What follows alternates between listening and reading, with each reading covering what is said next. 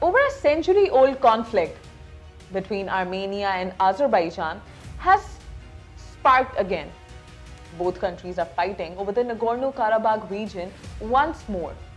Hello and welcome to The Correspondent. I am Ayesha Saddiqua, and today we're going to talk about the new clashes that have erupted between Armenia and Azerbaijan.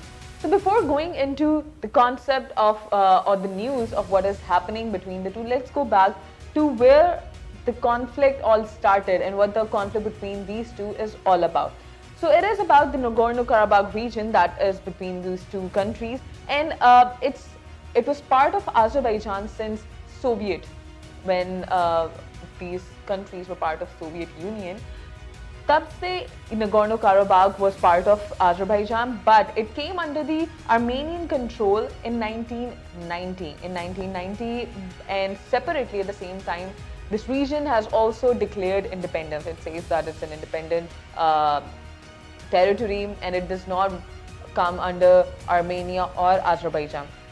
But it is a Muslim majority area, and Azerbaijan being the Muslim majority country, that is where the claim goes, and Armenia is relatively with more Christians. So it's a century-old conflict. So fighting initially began almost over 100 years ago. And then during the 1990 conflict, when Armenia took it under control and the Armenian army came over and took over, so that is when the conflict between these two countries was at its peak, and over 30,000 people, including soldiers and civilians, died during this conflict. And Russia then came in between, because obviously they were part of Soviet Union before. So Russia came in between and Russia brokered a ceasefire deal between the two. And since then there was a calm in the region, but we saw that in 2020 there were tensions again flared up between the two countries, and thousands of people died. Almost over 3,000 people died during those conflicts in the 2020 year. And some Azerbaijan took over some of the part of Nagorno-Karabakh. Russian peacekeepers were deployed there, and now what has happened? So the peace talks were going on. Turkey had taken one side. EU came in between. They brokered talks between the two countries, as well as it is very near to Europe and they don't want a conflict just in the neighborhood. So the deal was done and there was calm seen for over a year.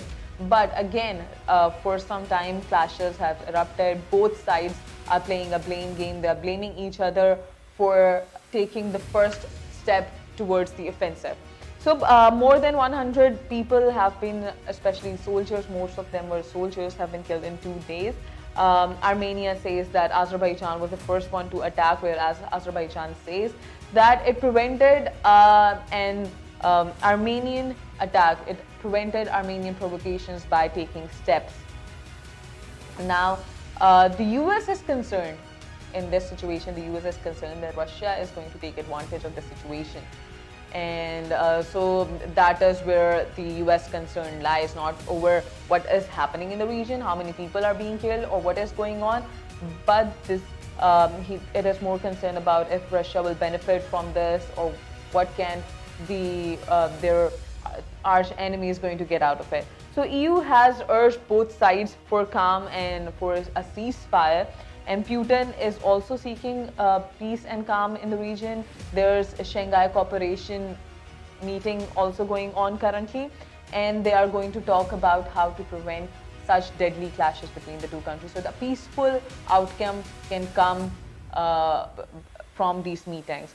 And EU has also said that it is ready to help in any case that it can. So this is the entire conflict between the two neighboring countries, and clashes have erupted again. Now we have to see that where does it lead to? Will it prolong like the 2020 clashes? Will more lives be lost, or a ceasefire deal will be brokered between the two countries?